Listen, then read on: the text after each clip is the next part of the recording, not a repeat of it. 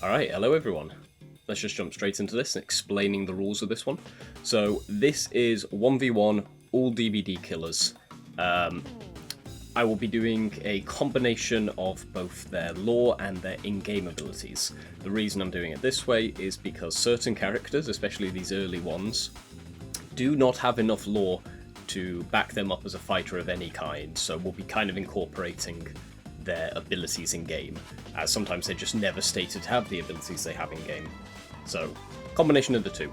I also reserve the right to disqualify one of these contestants, and I will go through who and why once we get to them. But yeah, for these early ones in particular, so let's just jump straight into it with Trapper versus Wraith. So this one in particular is a difficult one because some of these it's going to be 100% of the time one of these wins, but with ones like this, it's a bit harder as they have so little lore about them, and in particular the Wraith is never really stated to kind of have these powers in his short lore brief.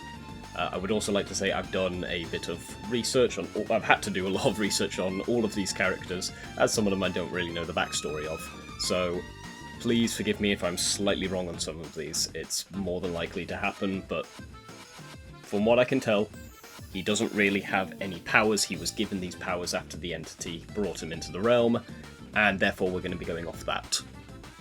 For the first round, I'm actually going to give it to the Wraith, but it's a near win, and he would not win every time. Let's say 60% of the time he would win. His ability to turn invisible is incredibly powerful. Although he has to ring the bell to do it, and the Trapper could potentially set up ahead of time. The requirements for the Trapper are a lot more than the requirements for the Wraith. The Trapper would have to have the location ready and trapped, and he is stronger than the Wraith, I would say, based off feats in lore and physical appearance, but he would probably lose from the surprise attack the Wraith can do, as there would be very little indication he's coming to attack. You could argue the Trapper could turn around and start swinging at the bell, but it's going to be, with these kind of weapons on these kind of mortal-ish characters, it's going to be first hit wins it, so we're going to give it to the Wraith.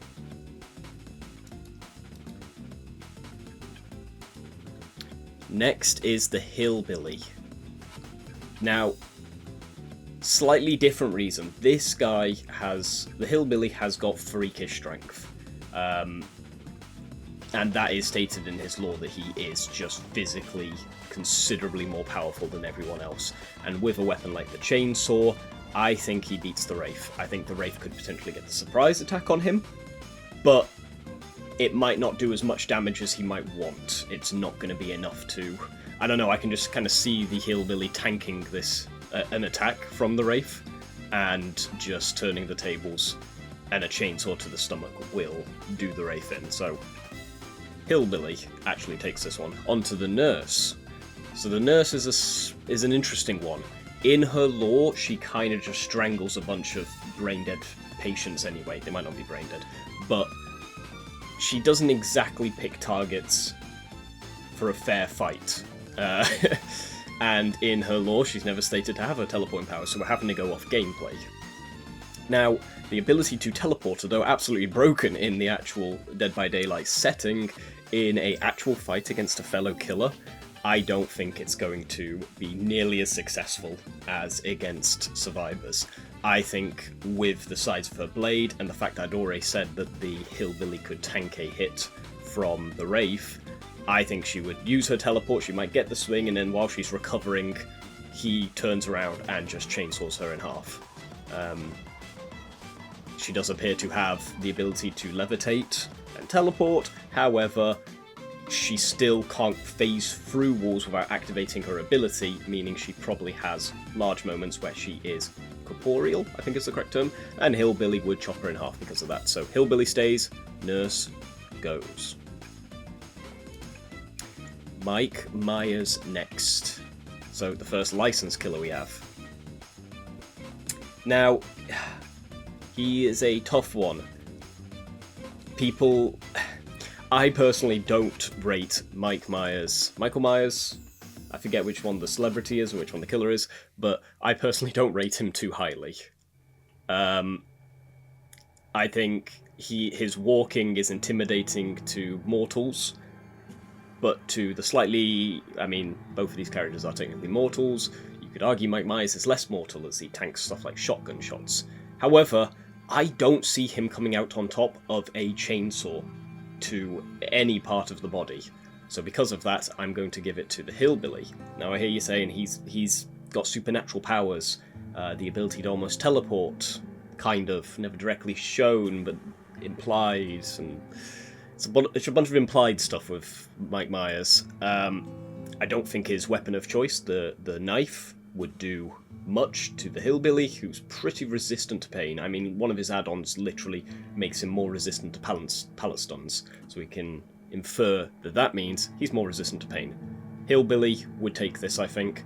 I think it's a harder one. It is easily probably the hardest match so far for the Hillbilly, but Mike Myers is just a guy with a knife with somewhat implied powers. And the ability to tank a shotgun, pretty impressive. I feel a chainsaw would do more damage than a shotgun. So yeah, that's what I'm going off. Okay, the Hag. Again, a character with very little lore about their powers at all. They're just a victim in their lore. So we have to purely go off gameplay. The ability to teleport to marked spots. How useful is that in a 1v1? It's not. And therefore, we're going to give it to the Hillbilly. Onto the Doc. Again, just one really sadistic guy. His ability to electrocute, I just can't see it being too effective on a character like the Hillbilly, based off how survivors act to it. Survivors are relatively, hindered by this. They're like, oh, I'm electrocuted, I can't now vault a pallet. But a character like Hillbilly is really not going to care about a little bit of static electricity. So we're going to give it to Hillbilly again. Okay, the Huntress is a very interesting one. So far, a lot of these have just been either freaks of nature or, you know, science experiment-esque stuff gone wrong. But the Huntress is the first skilled character, very skilled with their weaponry. And I think for that reason, they might be able to outplay the Hillbilly. It would be close, but I think the Huntress would actually take this one. I think the peppering of axe throws and the fact that she's probably more nimble. I mean, he's got that chainsaw charge ability. I don't know, I can just see the Huntress being more of a skilled killer than Hillbilly, and actually being able to outplay him for the fact that she would be considerably smarter. I think this one comes down to smarts, if that's a word, over raw strength. Raw strength, yeah, Hillbilly wins. I don't think he'd get that opportunity. I think she'd snipe him from afar a bunch of times and slowly whittle him down. Like, he wouldn't die from the first or maybe the second one, but he would slowly get whittled down and would not be able to fight back fast enough. So we're going to give it to Huntress. Alright, on to Bubba. Bubba is like Hillbilly, but worse. In terms of feats in his movies, and in terms of feats in gameplay, he just wouldn't. He would just get destroyed. This is a worse Hillbilly. Bubba is, so he's out. Huntress stays in. And here we are. The character I wanted to... This is the character I want to disqualify. He's too weird in terms of lore. If you want... You're perfectly reasonable in saying that he wins the entire competition, because technically he can't be touched and he just has to wait for the other person to fall asleep, where he's in the dream realm where he just wins. The other killer can't do anything, and then he wins every single match. But he also is incredibly weak, and he has ways of being manipulated out of, and he also requires manipulated out of the dream state, and he also requires waiting on the other killer to fall asleep. It's not a very interesting fighting style. I'm disqualifying him purely because of how unpredictable he is. He's got a movie against Jason, where he kicks Jason's ass in the dream world and then gets his ass kicked outside of the dream world. He's all over the place in terms of strength. So I'm just going to disqualify him because I think he's too difficult to rate on this list. Okay, Amanda. The pig, whatever you want to call her, from Saw. It's just going to lose. A skilled killer on the right and somebody who prefers their victims to be tied up before doing anything to them. Like, she's not a fighter. She's a killer, but nowhere near as trained as the Huntress. She would just lose a fight. We're going off relatively fair. The two are chasing each other down. A relatively fair fighting arena. Obviously, we have it where it's not going to be a straight-on one-on-one arena, otherwise just the strongest character wins. This allows them to use their brains a bit, and Amanda is probably academically more intelligent than Huntress, but Huntress is better at killing than Amanda is, so Pig will go down, Huntress would stay on. Clown. Yeah, he's just a fat guy, really. From what I could tell from his lore, he's just a creepy clown and would not be able to stand up to a trained killer, and so he would lose to Huntress.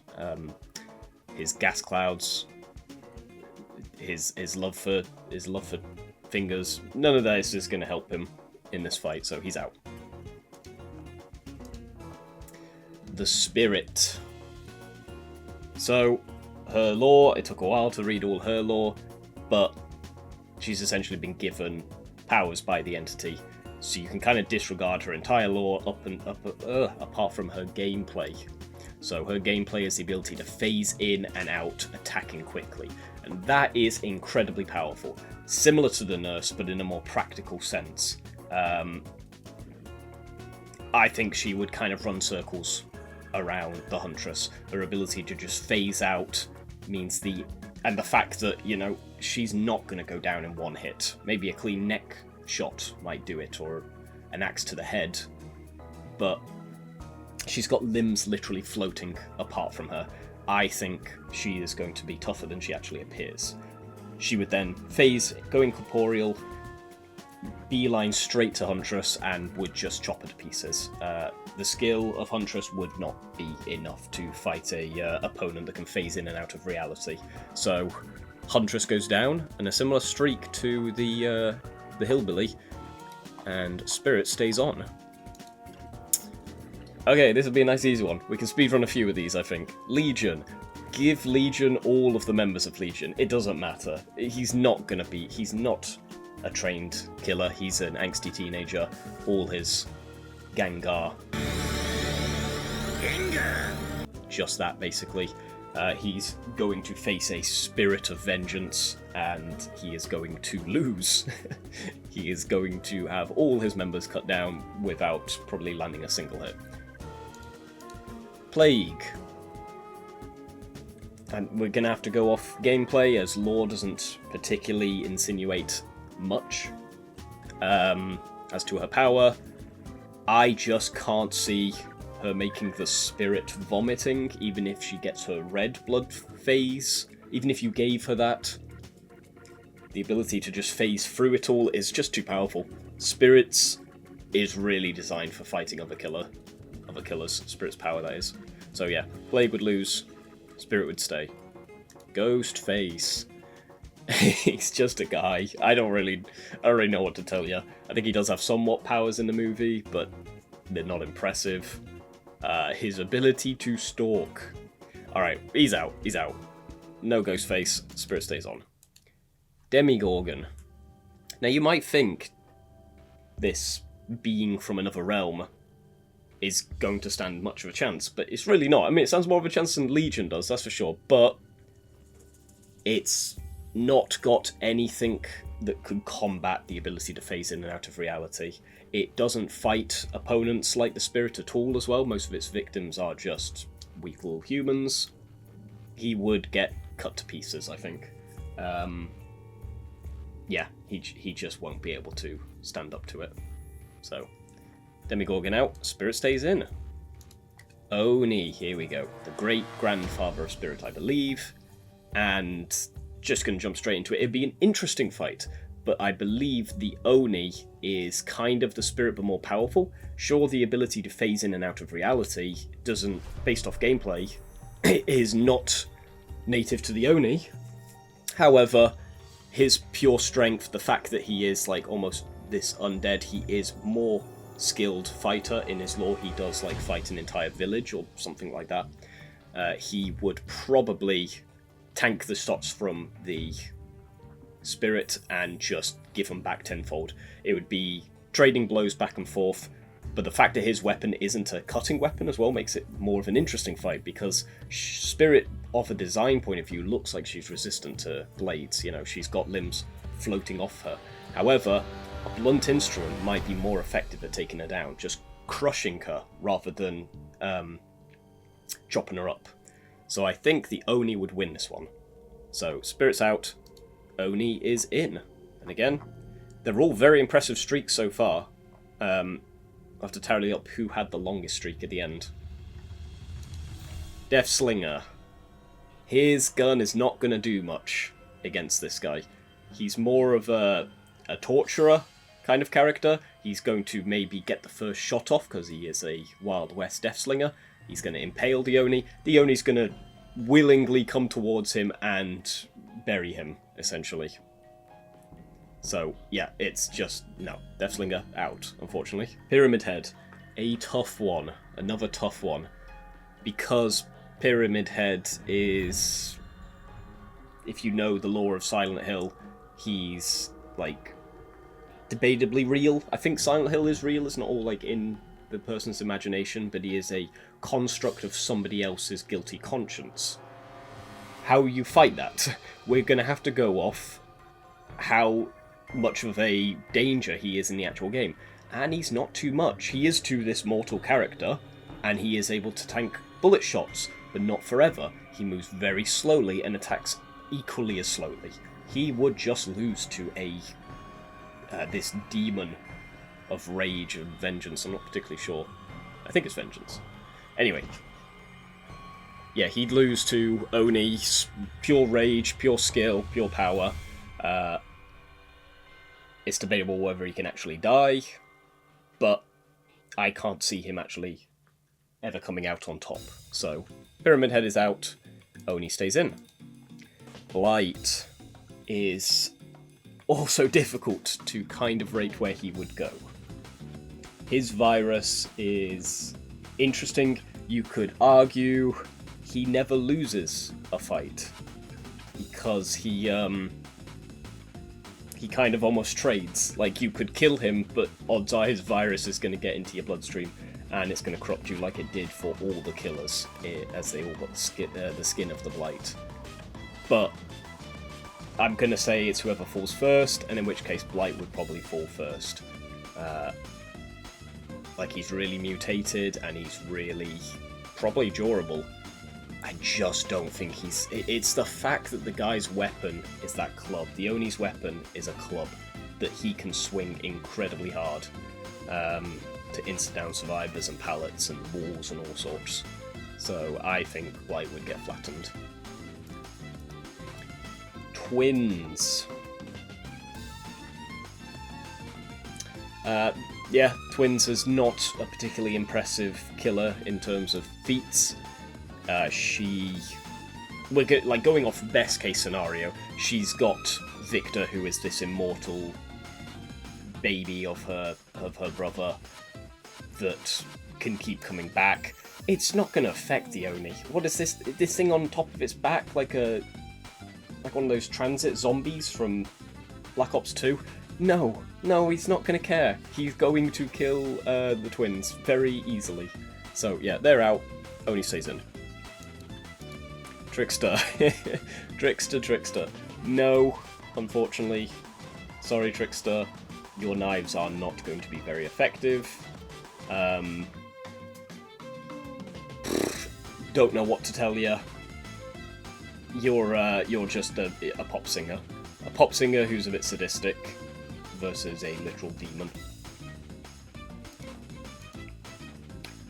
Oh, I'm sure a lot of you are waiting for this one. Nemesis Who would win, the Oni or Nemesis?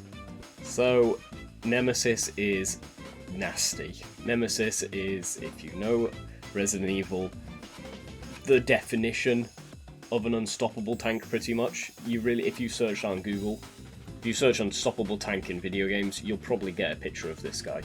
Nemesis does not fall easy. He, even after he receives a bunch of punishment, which I don't think the Oni could even dish out enough to get Nemesis to phase 2. He's got 3 phases anyway, so his arsenal of weaponry, he wouldn't even need the arsenal of weaponry. I think purely Nemesis on his own, phase 1 would be enough to kill the Oni, would be enough to just like break the Oni apart. He catches literal rockets with his tendrils, so yeah, no, unfortunately this would be the one Oni falls to, but I think that's the most impressive streak by far for the, well, by a little bit for the Oni, but Oni out, Nemesis in. Nemesis versus Pinhead. Again, this is a similar one. You could argue Pinhead is immortal. Is some immortal being. But he doesn't have the feats to back up that, I think. His ability to summon chains randomly and kind of quite brutally impale his targets is pretty impressive. It's a good power, but I don't think it would hinder Nemesis. I think you could rip off most of Nemesis's flesh and he'd be a walking skeleton somehow. He'd just be too powerful. He's just too unstoppable. I think Pinhead would get flattened. Again, he is a weird angel of torture that could be immortal, but in the same way Freddy Krueger would kind of just be, or no, with Pyramid Head, we're kind of just taking him off feats alone, and I think based off feats alone, he is not immortal. He is a human given powers, and that's not enough to beat this science experiment that is Nemesis. Artist, okay, she'll summon crows. If Pyramid Head's chains, hooked chains, are not going to do anything, the crows definitely won't, and also Nemesis is pretty resistant to psychological damage, so that's not really going to help her, so she would just lose. Onryo, kind of tough, because again, it's arguable whether she can even die. However, if you want to go off that she only targets characters after 7 days, we're not recording the fight for 7 days, we're recording the fight from like, you're out of the TV. In the same way we disqualified Freddy for being like, we don't want him to hide in a dream state, waiting for the character to sleep. Like, what would he do against Nemesis? Does Nemesis even sleep? He had to be disqualified because too many of these were confusing. I won't disqualify Onryo, but she probably just doesn't stand up. She probably would have to be out of the TV state, and would she be able to fight anyone with her abilities outside of the TV state, outside of giving them a heart attack after 7 days? I don't think so. I think she'd kind of lose to Nemesis, so she's out. Dredge. So I ran a few of these by ChatGPT, and they think Dredge would actually win the competition. I disagree. Dredge's lore, if you don't know, is super interesting. He's essentially people's repressed sad emotions and anger and all these kind of negative emotions taken shape. But that doesn't really mean he's like some combat juggernaut, particularly. So let's go off feats. Teleport to lockers. So he's the boogeyman? Like, he goes to things like, I can imagine he can also teleport to the underneath your bed and spook you. He's really ugly, but doesn't particularly seem to have the powers.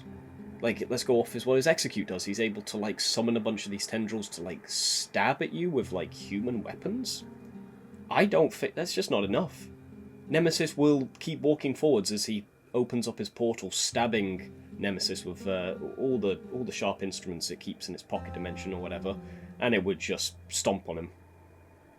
So, even with his ability to teleport, like, you could argue he could dodge a little bit, but eventually he's going to get caught, and he's just going to fall to Nemesis. Okay, Wesker or Mastermind. Well, Wesker, also known as Mastermind. Yeah, so these two from the same series, except Wesker is the big bad of the Resident Evil series. They are very similar in terms of, like, this is going off when he has the powers. He would win. Wesker would win. He's maybe not as durable, but it's debatable, as he literally is able to swim in an active volcano and still fight. He is more intelligent. Nemesis' big weakness is he's just kind of a big brute. One goal in mind, like hunt down STARS members. And that's kind of it. He's not super adaptable or super smart. Wesker is highly intelligent and very dangerous and skilled in close combat, and has the Ouroboros virus. He's just Nemesis, but better, essentially. So Nemesis is out, and Wesker is in. Knight. Knight is not weak, but we have reached the point in the competition where you're dealing with proper, like, really tough opponents, let's just say. The Knight, even with all his grunts, would not stand a chance against Wesker. Wesker's just is more modern day trained. I don't think he'd ever hit. Like, the Knights used to swing in a sword, and they either die to it or they block it with their own sword or whatever. Like, you can picture a medieval fight. Wesker dodges bullets, literally can dodge bullets. You think a sword is ever going to hit him, even with all the Knight's grunts? No, it's not happening. So, Knight out, Wesker stays in. Skull Merchant, let's do this one quickly. Genius, we could give her Iron Man levels of intelligence. No, Iron Man might beat Wesker, it's a bit debatable, I don't know. She's not that intelligent. Give her her whole arsenal, give her a bunch of prep time, it's not going to make a difference. Skull Merchant would not do too well against Wesker. He's just too durable, even if she was able to, like, get him with the drones. No. No.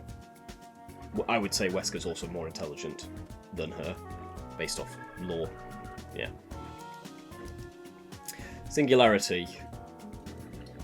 I really like Singularity, but I don't think he's that strong. He's just flesh attached to machinery. And as I said, we're at the point of the competition where these newcomers, it's not easy. It's not easy to beat. They're not going against something plausible. So yeah, Singularity would lose. Xenomorph. I love Xenomorph. Ultimate predator, essentially, in lore. Like, the ultimate killing force. But is not going to be enough. Again, it's just not going to be enough. Is not faster than Wesker. Wesker can dodge bullets. Wesker can practically teleport. If you've seen The Matrix, you can kind of picture that level of power Neo has in terms of, like, speed and durability. Alien is powerful. Alien would have probably even stood up to Nemesis, maybe. Probably still give it to Nemesis, but it would have been a bit closer. Wesker, though, nope, too strong. Chucky. Alright, the Unknown. So, Unknown, unfortunately, is a massive unknown. We don't know bugger all about the Unknown's true form and its power and all this kind of stuff. So, as much as the Unknown is probably my second favourite designed killer in the game after the Dredge, no, if we purely go off gameplay feats, the ability to teleport to clones he's left behind and the ability to shoot UV blasts, it's not going to do anything. He would lose. Simple as. The Lich is a tougher one. It really is. His ability to, like, if you look at his Mori, he just rips the flesh off that person and just leaves them as a bunch of skulls on the ground. He's difficult to kind of judge. But I still don't think with all his magic he would be able to keep up with Wesker's speed. Wesker's speed would just be too much. I still think he's too durable. I just can't see... Yeah, if he has to, like, hold the enemy still in order to rip off all the flesh from them, he's just not going to get that chance against Wesker. Wesker's too fast, Wesker's got ranged attacks, and it's debatable whether he's going to be as weak as a human that can be skinned like that. I don't know, I just don't see it. I don't see even the Lich being able to keep up with that. But it's a close one. It could be a close one. This one could go either way. But we're going to give it to Wesker. Dracula. Okay. If you've seen... I'm going to be going off Castlevania Dracula. And in which case, he wins. Wesker is super strong. But Dracula is practically a god, I would say. His knowledge of science could rival Wesker's, I think. And then his magic is also just like it's not something Wesker would ever be used to fighting. Would be a literal sorcerer. The armies of hell that Dracula could summon, he's got so many feats. He's also really durable if you go off just how durable he is from the video game. So I think Dracula would actually win this one, but I can, I understand the Wesker lovers being like annoyed by this one, but I think Dracula's feats are too many. So we're giving it Dracula. Alright, Houndmaster. She is a woman with a dog. It's not happening. It's not happening. You could have 1,000 Houndmasters, and I don't think it would be enough. So if 1,000 don't work, one definitely isn't. So Dracula stays, Houndmaster goes. And last, but certainly not least, the Ghoul. Ken Kaneki. Tokyo Ghoul guy. Right. We have had the strongest killer in terms of lore ever added with Tokyo Ghoul. If you know, you know. Adding... I think this is like the first anime character, pretty sure, to have ever been added to Dead by Daylight. And there's a reason we don't have them. We don't have more of them. Anime characters tend to be kind of cut from a different cloth in terms of power. If you've seen Tokyo Ghoul all the way to the end, you kind of know this is a very powerful killer who's 1/1,000,000th power in actual video game. So, yeah, maybe not, but like I think Tokyo Ghoul would win. I think, yeah, his speed, power, resistance, he's got it all in abundance. He fights just literal dragon, demon bosses. Anything Dracula would summon would kind of get defeated. He's not smarter than Dracula. I don't really think it matters. I think he's faster than Dracula. I think he's... arsenal of weapons maybe a little bit less, but what he does have is incredibly powerful. I think he would impale Dracula. I think he would cut through the armies of hell, and I don't think Dracula's smarts would play much of a role. So, for those reasons, the Ghoul takes first place. Alright, and here's the two winners. So, for the most powerful killer in lore and in gameplay, in a game based off abilities and all sorts like this, blah blah blah, the Ghoul. It's a close one. Again, Dracula is very powerful, but I think the Ghoul has just got that anime protagonist plot armor craziness that makes his feats just too much for the other killers on the list. I was very surprised when they did add the Ghoul, to be fair. And then second runner-up for longest win streak goes to the Mastermind, or Wesker, with a 7-win streak. So, yeah, I think still a fight between these two would be relatively exciting, but I still would give it to the Ghoul. But yeah, I hope you enjoyed that, and feel free to discuss in the comments. I will respond to most of them that aren't just too rude, and to ignore those. But yeah, I like a discussion. This game is amazing. I love this game. It got way more into this game than I ever thought I would. I remember making one of my first videos is actually just like the new player experience. Little did I know I would be continuing to play this game a lot after that. But yeah, hopefully you enjoyed the video, and regardless, have a great day. Alright, see ya.